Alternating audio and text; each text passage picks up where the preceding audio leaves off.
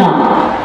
উদাহরণকে আমি একটা কথা বলে যাব, বিকুল কুল কুল তৃণমূল, ইলেকশনটা ঠান্ডা মাথায় করতে হবে। ও তোমাকে গন্ডগোলে জড়িয়ে দিয়ে ভোটটা বিএসএফ কে দিয়ে করিয়ে নেবে, মাথায় রেখো।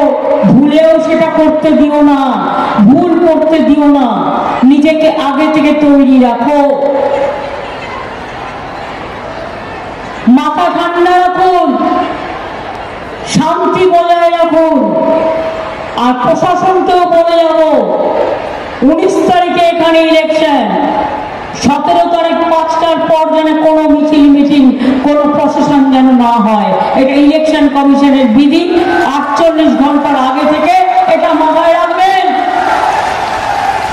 আর বাইক নিয়ে গুন্ডা বাহিনীকে যদি আপনি অ্যালাউ করেন বিএসএফ এর সাথে আন্ডারস্ট্যান্ডিং করে, তাহলে মনে রাখবেন আপনাকেও একদিন ওই গুন্ডাদের বাইকে ঘুরে মানুষ কিন্তু বিতাড়িত করবে, আপনাকেও কিন্তু ছেড়ে কথা বলবে না।